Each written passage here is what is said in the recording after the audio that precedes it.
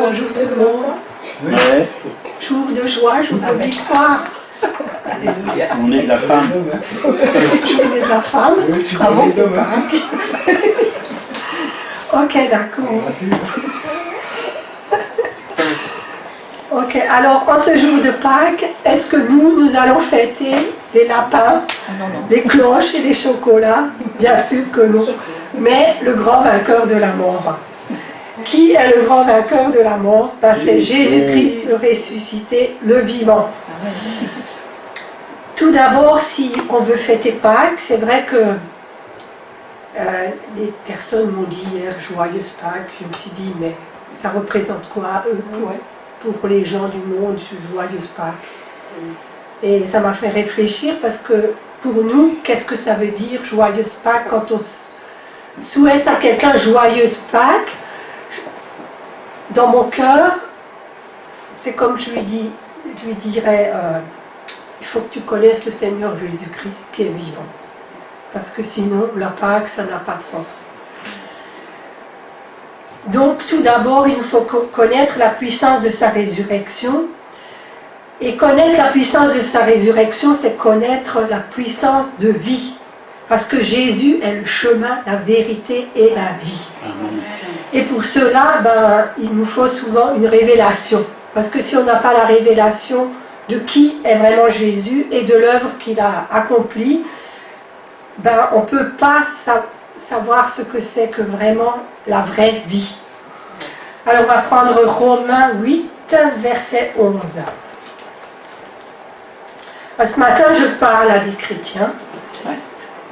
Romains 8, verset 11 nous dit « Si l'esprit de celui qui a ressuscité Jésus d'entre les morts habite en vous, celui qui a ressuscité Christ d'entre les morts rendra aussi la vie à vos corps mortels par son esprit qui habite en vous. » Amen.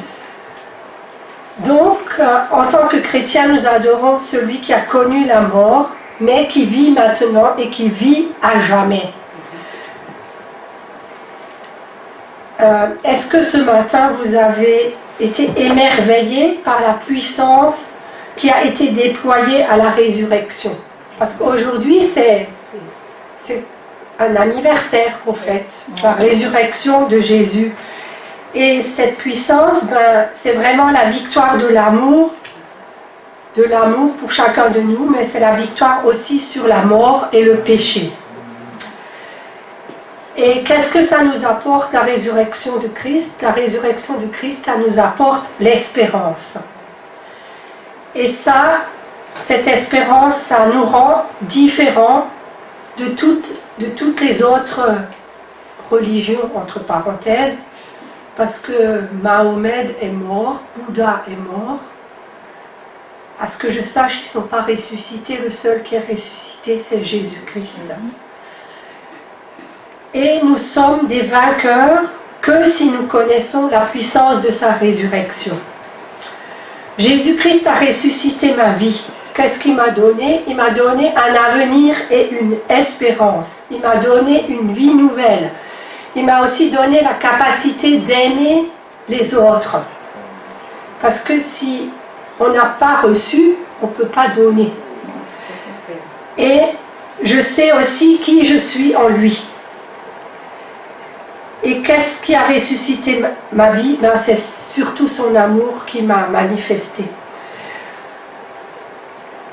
Et moi je vois souvent la résurrection, c'est comme une bombe d'amour qui a éclaté dans ma vie. Parce que quand je me suis convertie, le Seigneur il m'a donné de l'amour, j'aurais pu embrasser la journée où je me suis convertie. C'était le 20 août 1981. Je sais que pour chacun de vous c'est différent, parce que le Seigneur il peut faire comme il veut, il peut convaincre en quelques secondes, mais il y a des gens qui cheminent tout au long du chemin. Quand je me suis tournée vers le Seigneur et qu'il est rentré dans ma vie, les personnes que j'ai rencontrées, j'avais vraiment envie de les embrasser, de les serrer dans mes bras et de leur partager tout de suite cette expérience que j'ai faite avec le Dieu vivant.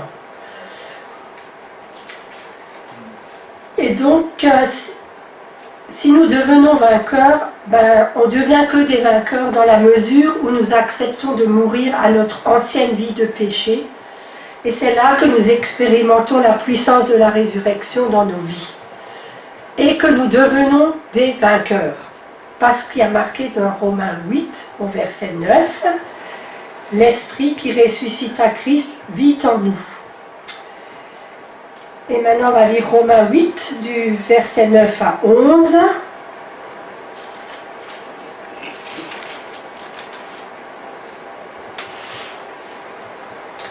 Pour vous, vous ne viviez pas selon la chair, mais selon l'Esprit.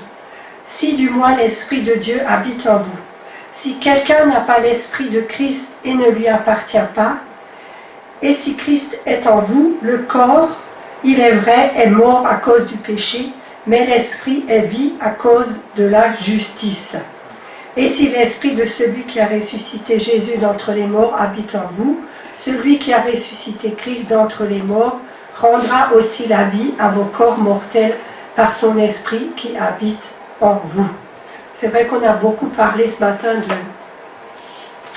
de Jésus, de sa résurrection, mais par ces versets, on voit aussi qu'il nous assure vraiment notre propre résurrection. Parce que nous avons un corps qui est mortel, nous avons un esprit qui va retourner auprès du Seigneur et qui va ressusciter.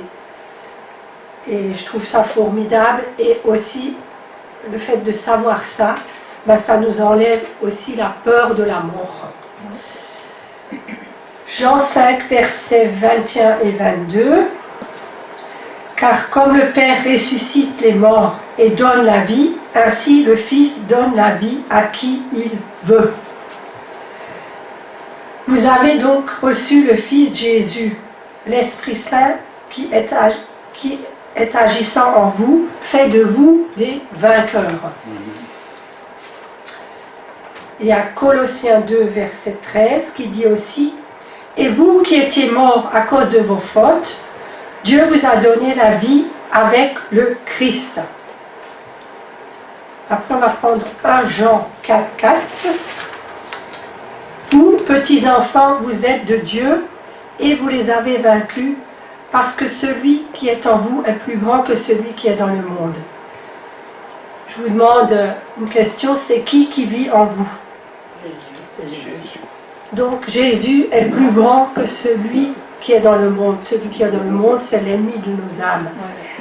Et donc vous avez sa nature, vous êtes plus que vainqueur par Jésus-Christ. Vous êtes aussi capable d'aimer grâce à Jésus-Christ qui vit en vous. Et c'est vrai, la Bible, elle nous dit rechercher les choses d'en haut. Les choses d'en haut, c'est l'amour. Parce que l'amour, ça va rester éternellement. Et aussi, si nous voulons être des plus que vainqueurs, la parole de Dieu, il faut s'armer. La parole de Dieu est une arme puissante dont nous devons nous servir pour vaincre l'ennemi. Donc l'ennemi, vous savez qu'il est contre quiconque prend parti pour la justice, pour la paix, pour la joie, pour la générosité, pour quiconque qui a de la compassion, pour quiconque qui a de la bonté. Et il veut vraiment s'opposer à nos progrès dans chacun de ces domaines. Mais la Bible nous dit aussi, ne nous lassons pas de faire le bien, car nous moissonnerons au temps convenable, si nous ne nous relâchons pas. Donc je vous encourage à ne pas vous relâcher et à continuer à faire le bien avec l'aide du Saint-Esprit. C'est pas toujours facile, c'est vrai, mais le Saint-Esprit est là et il nous aide aussi à marcher dans les voies que le Seigneur a préparées d'avance pour chacun de nous. 1 Pierre 5, verset 8. Soyez sobres, veillez, votre adversaire le diable rôde comme un lion rugissant, cherchant qui il dévorera. Et l'ennemi essaye par tous les moyens de nous rendre inutiles pour le royaume de Dieu. Mais sachez, mes frères et sœurs, que nous avons quelqu'un à nos côtés qui nous aide à combattre pour que le royaume de Dieu vienne sur cette terre. est-ce que nous croyons vraiment à ce que dit la parole de Dieu? Elle nous montre qui nous sommes en Christ. Elle nous apprend à combattre le bon combat de la foi et à être des vainqueurs. Il y a la parole de Dieu, elle dit aussi « Fortifie-toi et prends courage ». Donc c'est à nous de nous fortifier dans la parole et de prendre courage. Être plus que vainqueur, ça passe aussi par nos pensées. Est-ce que nous croyons que le Seigneur peut vraiment transformer notre manière de penser? Mes amis, on possède déjà la victoire en Christ puisque Jésus a tout accompli par sa mort et par sa résurrection. Mais je vais vous donner quelques versets qui peuvent vraiment appuyer cette vérité. Donc 1 Jacques 4, on l'a déjà dit, celui qui est en vous est plus grand que celui qui est dans le monde. Et vous savez, si vous avez des fois des moments où vous n'êtes pas bien, confessez ces versets. Celui qui est en vous est plus grand que celui qui est dans le monde. Et méditez vraiment là-dessus. Si Jésus est votre sauveur, vous avez déjà vaincu l'ennemi parce que c'est lui le plus grand qui vit en vous. Amen. Romains 8, verset 37. Mais dans toutes ces choses, nous sommes plus que vainqueurs par celui qui nous a aimés. Remarquez qu'il dit que nous sommes plus que vainqueurs. Non pas que nous le serons ou que nous pourrions le devenir, mais nous le sommes déjà. Après, il y a Colossiens 1, versets 12 à 14. Rendez grâce au Père qui vous a rendu capable d'avoir part à l'héritage des saints dans la lumière, qui nous a délivrés de la puissance des ténèbres et nous a transportés dans le royaume du Fils de son amour, en qui nous avons la rédemption, la rémission des péchés. Ici, nous avons été transportés dans le royaume du Fils de son amour. Vous êtes assis avec Christ dans les lieux célestes, parce qu'on a été transportés dans le royaume du Fils de son amour. Et Luc 10, verset 19, il déclare que Dieu nous a donné le pouvoir de marcher sur toute la puissance de l'ennemi. Donc, allez-y, nous avons le pouvoir de marcher sur toute la puissance de l'ennemi. Et c'est vrai, le combat, ça se passe souvent au niveau de nos pensées. Et pour ça, pour être vainqueur, il faut qu'on remplace nos pensées négatives par des pensées divines. Seule une pensée peut remplacer une autre pensée. Et le monde, souvent, il nous enseigne à faire le vide pour trouver la paix. Par des séances de méditation, de yoga ou je ne sais pas trop quoi. Mais vous savez, le seul qui peut donner la paix, c'est Jésus-Christ. Mais Dieu, il veut vraiment envahir nos pensées et les remplir d'idées fraîches et des pensées positives, des pensées puissantes et des pensées créatrices, des pensées de salut, des pensées de vainqueur et non des pensées de défaite. Vous savez, quand vous êtes tourné vers le Seigneur, vous n'avez plus l'esprit du monde. Le Seigneur, il veut renouveler votre intelligence chaque jour et vous donner une onction fraîche pour vivre votre journée en vainqueur.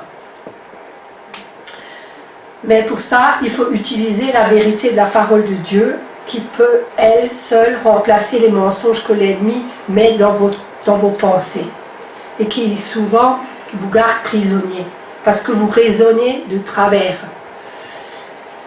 Philippiens 4, verset 8 nous dit « Au reste, frères, que tout ce qui est vrai, tout ce qui est honorable, tout ce qui est juste, tout ce qui est pur, tout ce qui est aimable, tout ce qui mérite l'approbation, ce qui est vertueux et digne de louange, soit l'objet de vos pensées. » Donc il y a de quoi méditer sur ce petit verset.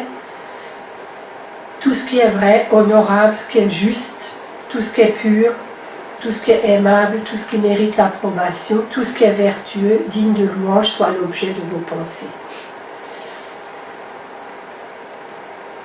Donc Jésus, a porté nos maladies et s'est chargé de mes douleurs. Voilà ce qu'on peut confesser quand on est malade.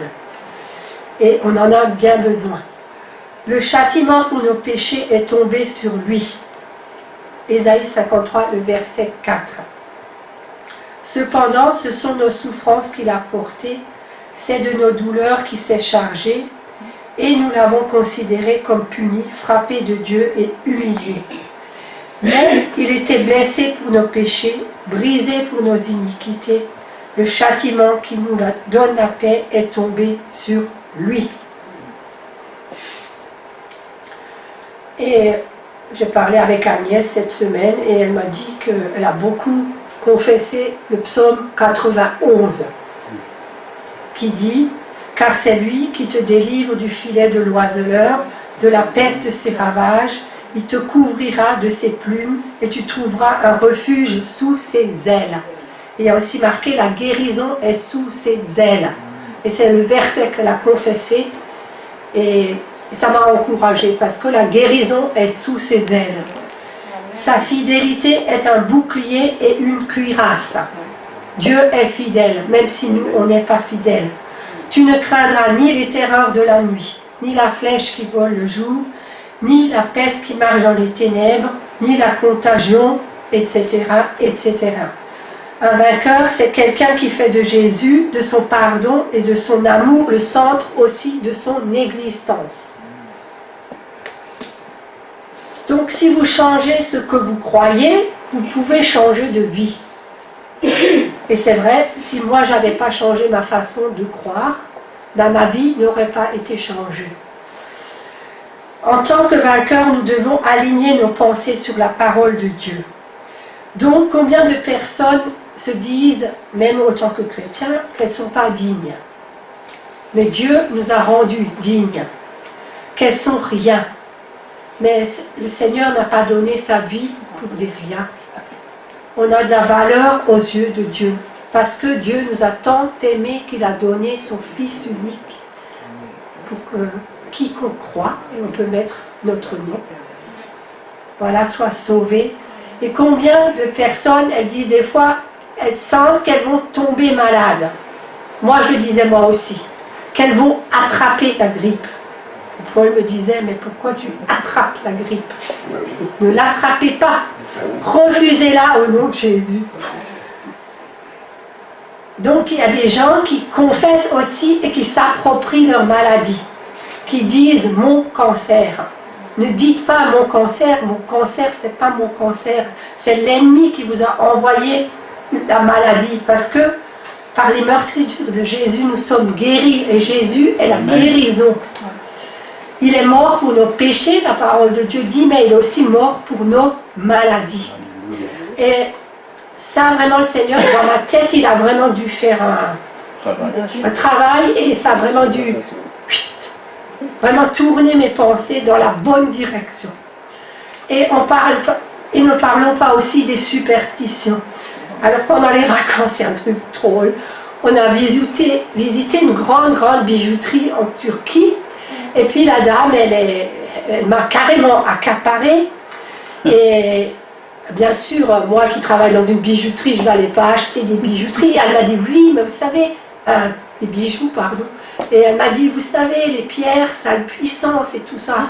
Alors je lui dis, vous savez, moi j'ai quelque chose de meilleur, quoi. Mais elle m'a pas laissé le temps de dire ce qui était le meilleur, quoi, parce qu'elle m'a tellement comme sauté dessus, vous voyez. Mais bon, je connais les ficelles du commerce. Hein.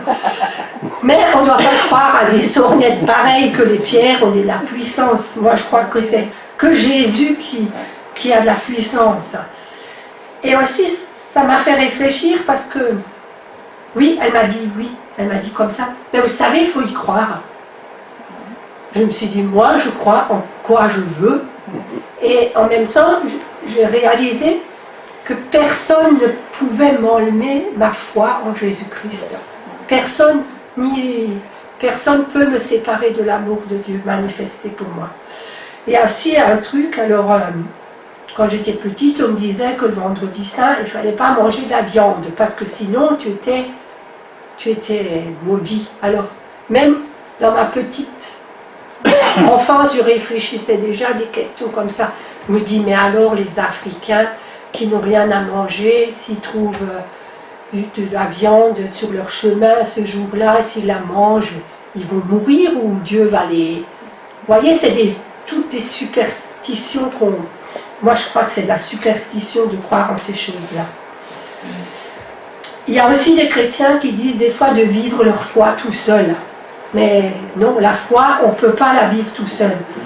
C'est des gens qui ont été souvent déçus des églises. Qui n'est pas déçu de l'autre? Le seul qui ne déçoit pas, c'est Jésus. Et que dit la parole à ce sujet? Il persévérait dans l'enseignement des apôtres, dans la communion fraternelle, dans la fraction du pain et dans les prières. Acte 2, verset 42. Alors, comment voulez-vous vivre dans la communion fraternelle si vous êtes tout seul chez vous? Moi, je ne sais pas, je n'arrive pas. Ou même, c'est vrai, c'est bien de pouvoir regarder des cultes par Internet, mais je crois qu'on a besoin les uns des autres, aussi pour nous aider, pour nous porter dans la prière, pour porter les fardeaux les uns des autres, et pour manifester de l'amour, pour voir les besoins qu'ont, pas seulement des besoins spirituels, mais aussi des besoins matériels, des besoins financiers que nos frères et sœurs peuvent avoir. Parce qu'il y a vraiment les gens, ils ont vraiment besoin de prière. Et ici, je me réjouis le mercredi parce que je crois vraiment qu'on remporte des victoires quand on prie les uns pour les autres. Donc, vivons vraiment ancrés dans la vérité de la parole de Dieu.